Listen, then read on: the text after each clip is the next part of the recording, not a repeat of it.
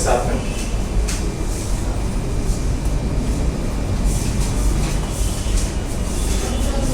तो घर में इतना भी नहीं चल पाते हैं, मुश्किल है। ओके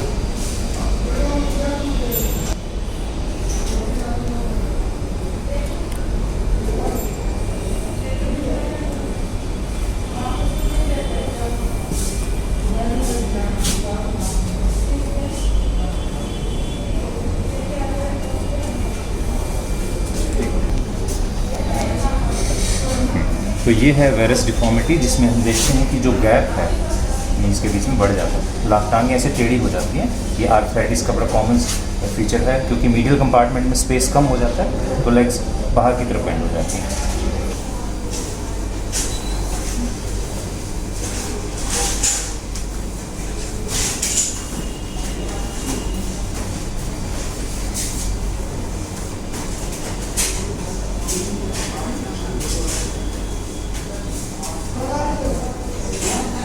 एक सीढ़ी वापस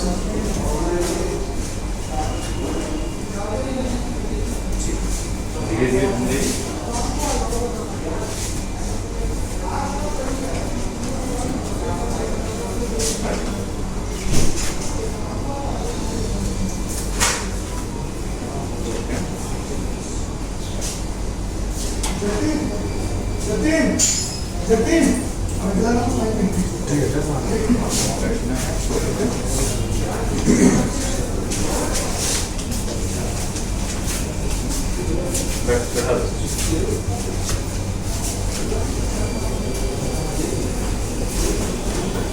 तो जैसे ऐसे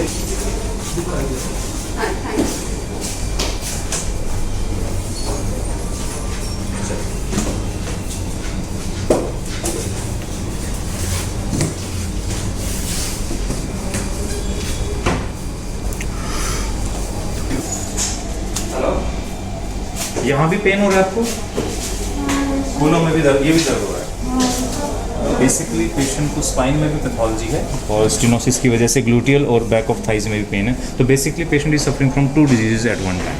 चलिए, शकुंतला जी का एग्जामिनेशन में सबसे इंपॉर्टेंट चीज़ देखने की है कि वेरस डिफॉर्मिटी है। जो पैर है वो बाहर की तरफ ऐसे टेढ़े हो गए हैं, इस तरह से बाहर की तरफ लेग्स, जैसे जिसको बो लेग्स कहते हैं, वो हो गए। दूसरी चीज़, घुटना नीचे टच नहीं हो रहा, दैट मीन्स कि फ्लेक्शन डिफॉर्मिटी भी है। लगभग 1.5 से 2 इंच का गैप है, इस तरफ तो और भी ज़्यादा है राइट साइड में। तो फ्लेक्शन डिफॉर्मिटी है, वेरस डिफॉर्मिटी है। और थोड़ा सा शकुंतला जी थोड़ा सा मोड़ के देखें, हालांकि 100 के बाद मूवमेंट आ रही है लेकिन इट इज़ पेनफुल और पूरा सीधा नहीं होता है घुटना इनका। ये काफ़ी पेनफुल है, इसमें क्रेपिटस भी है। ये मोड़िए, 100 के बाद पेशेंट को पेन है, इसके बाद पेशेंट रेजिस्ट करता है और काफ़ी क्रेपिटस है। और ये देखिए पूरा सीधा नहीं कर पाते हैं घुटने को। अगर आप देखें थाई की जो लाइन है, leg should be in this line, लेकिन फ्लेक्शन डिफॉर्मिटी की वजह से इसमें ये प्रॉब्लम है। ओके,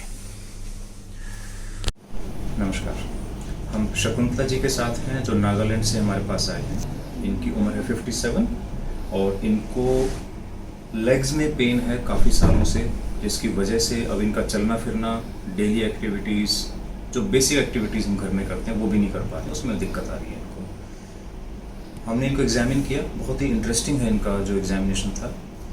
एक्चुअली पहले इनका सिर्फ MRI हमारे पास आया था और हमने डिसाइड किया था कि हम स्पाइन सर्जरी करेंगे। इनको लंबर कैनाल स्टेनोसिस है, उसकी वजह से इनको ग्लूटियल पेन और बैक ऑफ थाई और पूरी लेग्स में पेन होता है। लेकिन जब पेशेंट को हमने एग्जामिन किया तो वी फाउंड आउट कि पेशेंट को 2 डिजीज़ हैं।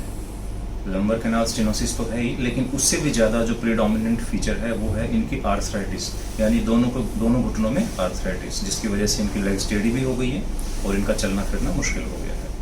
तो इसीलिए कई बार हम इन्वेस्टिगेशन देखकर जब डायग्नोसिस और ट्रीटमेंट बताते हैं वो 100% एक्यूरेट नहीं होता है। जब तक पेशेंट की हिस्ट्री ना ली जाए, पेशेंट को प्रॉपरली एग्जामिन ना किया जाए, हम फाइनल वर्डिक्ट नहीं दे सकते हैं। तो हमने डिसीजन चेंज किया है और अब हम पहले इनका नी रिप्लेसमेंट कर रहे हैं और स्पाइन की पैथोलॉजी को हम 1-2 महीने के बाद फिर रीअसेस करेंगे कि उसमें सर्जरी की ज़रूरत है, कब है, करना है या नहीं करना है। शकुंतला जी हमारे पास हैं नी रिप्लेसमेंट के 1.5 साल के बाद, 1.5 ईयर्स, फिर जाइए वापस। and you can see the difference the way she was walking before surgery and after surgery. Quality of life आइए, क्वालिटी ऑफ लाइफ बिल्कुल चेंज हो जाती है। पहले चलना बिल्कुल मुश्किल था, सपोर्ट की ज़रूरत पड़ती थी, वॉकर से चलते थे, but now she is walking just like any normal person.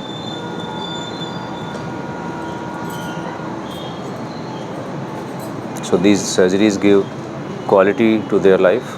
Pen ख़त्म हो जाता है, पेशेंट अपने रूटीन काम, फैमिली की जो भी रिस्पॉन्सिबिलिटीज़ है वो सारी करना शुरू कर देते हैं।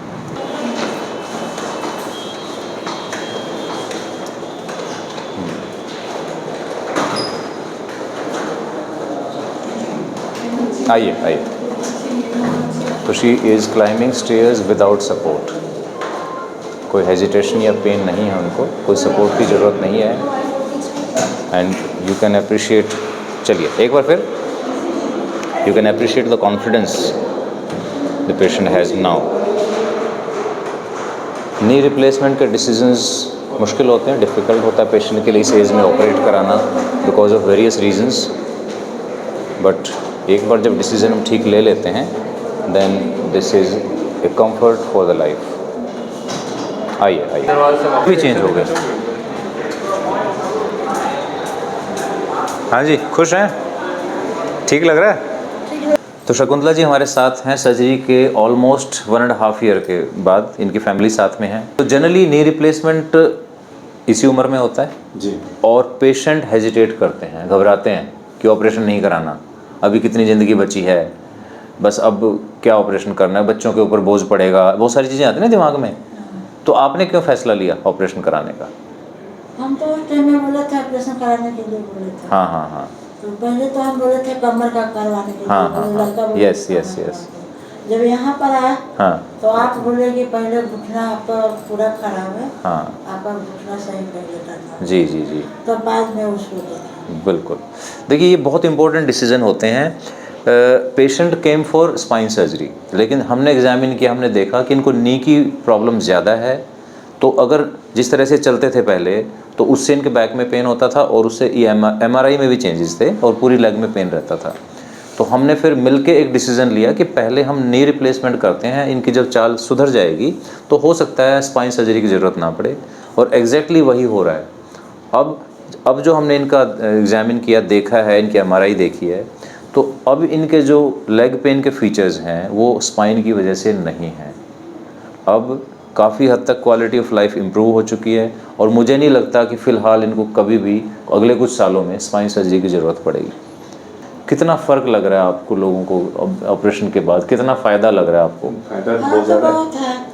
जो एक यहाँ से यहाँ नहीं चलने सकते थे तो अभी कितना चलता है? ऐसे धर के चलते थे। हाँ जी, अभी तो कुछ पकड़ के नहीं चलते हैं। हाँ, मतलब एक आध किलोमीटर चल लेते हैं अगर चलना है। ज़्यादा चल लेते हैं। हाँ, अब तो सीढ़ी भी आराम से चढ़ रहे हैं। हाँ, सीढ़ी आराम से चल। तो पोती के साथ भागती हैं। अच्छा, तो ये है बेसिकली, ये सर्जरी ना लाइफ सेविंग नहीं है, but they add so much to your life. तो बहुत ज़्यादा इनसे क्वालिटी ऑफ लाइफ इम्प्रूव होती है। तो ये एक इंस्पिरेशन है शकुंतला जी का उन लोगों के लिए। हाँ जी, कुछ पहले करें। एम्स वाला डॉक्टर ने सलाह दिया था हमको, हाँ जी हाँ जी, तो उस पर इतना विश्वास ही नहीं आया मुझे।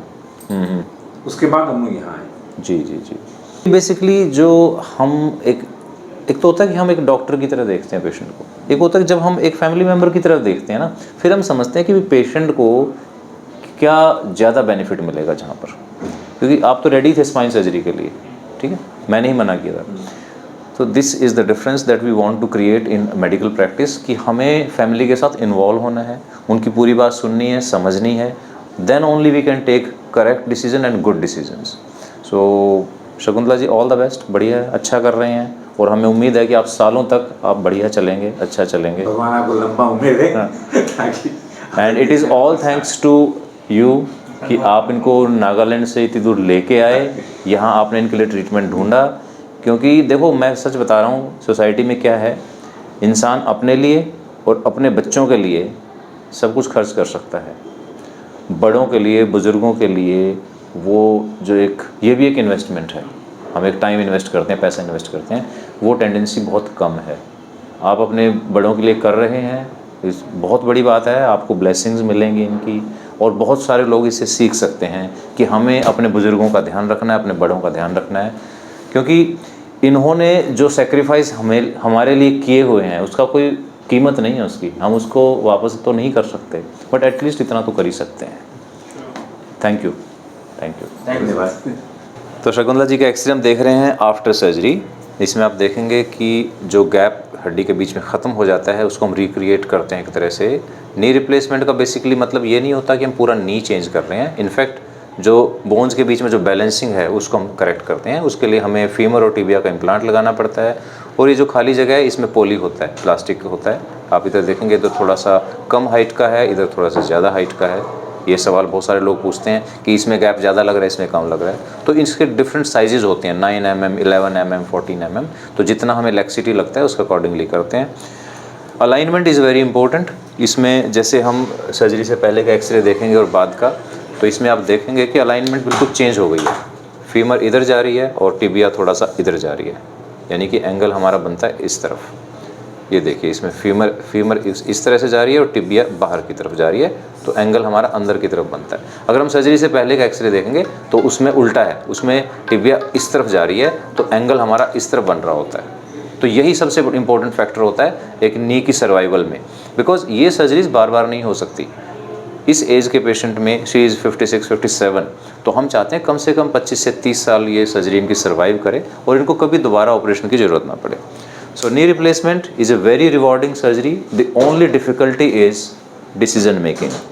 हमारे पेरेंट्स, हमारे जो बड़े हैं, यही कई बार रेजिस्ट करते हैं कि नहीं मुझे ऑपरेशन नहीं कराना, मैं ऐसे ही दवाइयों से गुजारा कर लेंगे, एक्सरसाइज से गुजारा कर लेंगे, which is not a good thing.